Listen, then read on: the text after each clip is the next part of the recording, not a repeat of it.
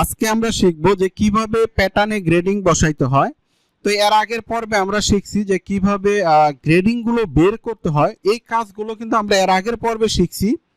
তো আপনারা যদি আগের পর্বটা না দেখে থাকেন তাহলে অবশ্যই আগের পর্বটা আপনারা দেখে নেবেন। তো এখন আমরা প্যাটার্ন গ্রেডিং করব। আর গ্রেডিং করার জন্য আমরা সফটওয়্যারে যাব, যাওয়ার পরে এখানে দেখেন F6 এ যাওয়ার পরে এখানে সবগুলো সাইজ আমরা সিলেক্ট করব। সিলেক্ট করার পরে আমরা এই নেক্সটে ক্লিক করার পরে দেখেন প্যাটার্নের কালারটা কিন্তু চেঞ্জ হয়ে যাবে।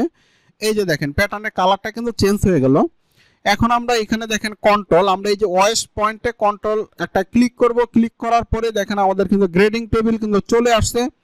এখন আমরা দেখব যে আমাদের গ্রেডিংটা কতটুকু করে আছে।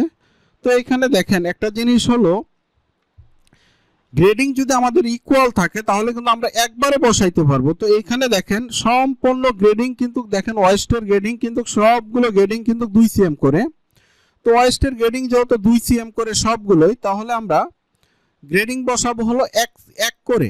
হ্যাঁ, 2 আমরা ডিভাইডেড যদি 2 দেই তাহলে 2 এর 2 ভাগ করলে কত হয় 1। তাহলে আমরা গ্রেডিং বসাবো হলো 1। দেখেন সবগুলোই দেখেন গ্রেডিং কিন্তু ইকুয়াল। তাহলে আমরা এখন সফটওয়্যারে যাব, যাওয়ার পরে এখানে সবগুলো এইভাবে সিলেক্ট করব। সিলেক্ট করার পর আমরা এখানে 1 বসাই দিব। দেওয়ার পরে দেখেন আমাদের ওয়েস্টের গ্রেডিং শেষ। এখন দেখব যে হিপের গ্রেডিং কত আছে। তো এইখানে দেখেন আচ্ছা, আমরা যেটা গ্রেডিং বসাচ্ছি সেটা আমরা একটু হাইলাইট করে দিই, তাহলে আমাদের বুঝতে সুবিধা হবে। আচ্ছা, এখন দেখব যে হিপের গ্রেডিং কত আছে। এই যে দেখেন হিপের গ্রেডিংও কিন্তু সবগুলো 2 সিএম। তাহলে আমরা হিপেও গ্রেডিং বসাবো হলো সবগুলো 1 সিএম করে।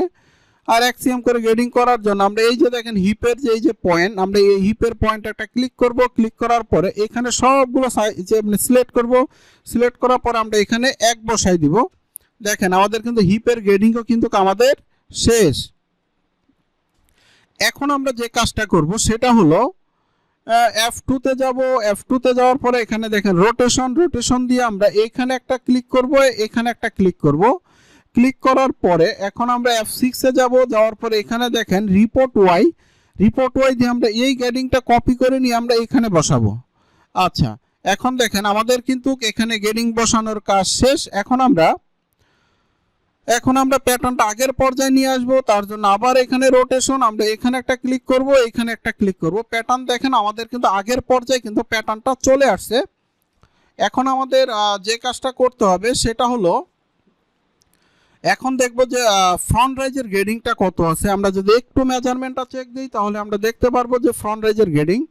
আচ্ছা, এটাকে আমরা হাইলাইট করে দিই। এখন দেখবো যে ফ্রন্ট রাইজ, এই যে দেখেন ফ্রন্ট রাইজের গ্রেডিং সবগুলো গ্রেডিং দেখেন 1 সিএম। তাহলে আমরা ফ্রন্ট রাইজের গ্রেডিংটাও পেয়ে গেলাম। তাহলে আমরা ফ্রন্ট রাইজের গ্রেডিং করার জন্য আমরা এখন সফটওয়্যারে যাব, যাওয়ার পরে F6 এ যাব। যাওয়ার পরে এখান থেকে কন্ট্রোল, এই যে দেখেন ফ্রন্ট রাইজ, আমরা এখানে একটা ক্লিক করব। ক্লিক করার পরে এই যে DDX এ সবগুলো এইভাবে সিলেক্ট করব। করার পরে আমরা এখানে 1 দিয়ে দিব আমাদের ফ্রন্ট রাইজ। আচ্ছা, এখানে আমাদের ফ্রন্ট রাইজের গ্রেডিং এখানে আমাদের দিতে হবে, মাইনাস দিতে হবে। হ্যাঁ, এখানে মাইনাস আমরা 1 দিব। আচ্ছা, এখন আমাদের ফ্রন্ট রাইজের গ্রেডিং শেষ। এখন আমরা রিপোর্ট এক্স দিয়ে এই গ্রেডিংটা কপি করে নিয়ে আমরা এখানে বসাই দিব। আচ্ছা, তারপর আবার এই গ্রেডিংটা কপি করে নিয়ে আমরা এখানে বসাবো। এখানে বসানোর আগে আমাদের তো একটা সাইডের গ্রেডিং আছে। আচ্ছা, এখানে আমরা গ্রেডিংটা দিচ্ছি না। এখন দেখব যে ব্যাক রাইজের গ্রেডিংটা আমরা যদি একটু চেক দিই, যে ব্যাক রাইজের গ্রেডিংটা যদি আমরা একটু চেক দিই তাহলে আমরা দেখতে পারবো যে ব্যাক রাইজের গ্রেডিংটা কত আছে। ব্যাক রাইজের গ্রেডিংটা দেখার জন্য এখানে দেখেন এই যে দেখেন ব্যাক রাইজের গ্রেডিংও দেখেন সবগুলো দেখেন 1 সিএম করে গ্রেডিং।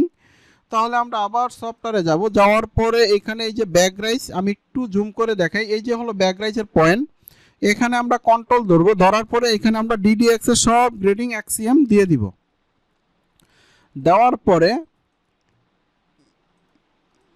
আচ্ছা, এখানে আমরা গ্রেডিংগুলো দিয়ে দিলাম। দেওয়ার পরে এখানে দেখেন রিপোর্ট এক্স দিয়ে আমরা এই গ্রেডিংটা কপি করে নিয়ে আমরা এখানে বসাবো।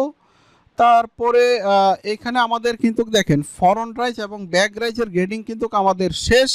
এখন আমাদের সাইড লেন্থের গ্রেডিং করতে হবে। আর সাইড লেন্থের গ্রেডিং করার জন্য আমরা F2 তে যাব। যাওয়ার পরে এখানে দেখেন রোটেশন দিয়ে আমরা প্যাটার্নটা আগের পর্যায়ে এইভাবে নিয়ে আসবো। নিয়ে আসার পরে এখন দেখবো যে আমাদের সাইড লেন্থের গ্রেডিংটা কত আছে। আমরা যদি একটু মেজারমেন্টটা চেক দিই তাহলে আমরা দেখতে পারবো। এই যে দেখেন সাইড লেন্থ, দেখেন সাইড লেন্থের গ্রেডিংও কিন্তু সবগুলো দেখেন এক্সিএম করে। তাহলে এখন আমরা যদি সফটওয়্যারে যাই, যাওয়ার পরে F6 এ যাব, যাওয়ার পরে এখানে সাইড লেন্থের এখানে যদি আমরা কন্ট্রোল ধরি, ধরার পরে আমরা এখানে সবগুলো গ্রেডিং করে দিয়ে দিব হলো এক্সিএম। আচ্ছা, এটা আমাদের মাইনাস দিতে হবে, আমরা এখানে -1 দিয়ে দিব। দেওয়ার পরে দেখেন আমাদের কিন্তু গ্রেডিং এর কাজ কিন্তু মোটামুটি শেষ। এখন আমরা প্যাটার্নটা আগের পর্যায়ে নিয়ে যাব। নিয়ে যাওয়ার জন্য প্যাটার্নটা আমরা এই দেখেন আগের পর্যায়ে নিয়ে আসলাম। তো এইখানে আমাদের গ্রেডিং একটু সমস্যা হয়েছে। সমস্যাটা হলো এরকম, সমস্যাটা আমরা যদি ঠিক করতে চাই তাহলে আমরা F6 এ যাওয়ার পরে এখানে দেখেন এই যে ওয়াই সিম দিয়ে আমরা এই গ্রেডিংটা এইভাবে ঘুরাই দিব, কারণ আমাদের ব্যাক পার্টের গ্রেডিংয়ে মাইনাস দেওয়া হয় নাই, তার জন্য এটা ঘুরে গেছে। হ্যাঁ, আচ্ছা এখানে দেখেন একটা জিনিস একটু খেয়াল করেন, এখানে কিন্তু আমাদের গ্রেডিংয়ে একটু সমস্যা আছে। সেটা হলো এই রিপোর্ট এক্স দিয়ে এই ব্যাক রাইসের গ্রেডিংটা আমাদের এই সাইডে দিতে হবে। হ্যাঁ, তাহলে আমাদের আর প্যাটার্নে কোনো সমস্যা থাকবে না। তো আমাদের সাইড লেন্থের গ্রেডিংটার আরও কিন্তু সাইড লেন্থের গ্রেডিংয়ে আমাদের কাজ আছে। তো আজকে আর সাইড লেন্থের গ্রেডিংটার কাজটা আজকে আর করব না। তো সাইড লেন্থের গ্রেডিংটা আমরা এর পরের পর্বে শিখবো, কারণ পরের পর্বে আমাদের সাইড লেন্থের গ্রেডিংটা শিখবো। এবং এই যে দেখেন ফ্লাই ওপেনিং এবং ফ্রন্ট প্যানেল, তারপরে হলো ব্যাক প্যানেল, এই গ্রেডিংগুলোও কিন্তু আমাদের বাকি আছে। তো আমরা এর পরের পর্বে শিখবো হলো সাইড লেন্থের গ্রেডিংটা একটু কারেকশন করতে হবে, তারপরে হলো ফ্লাই ওপেনিং এর গ্রেডিংটা। এই দুইটা গ্রেডিং আমরা এর পরের পর্বে শিখবো।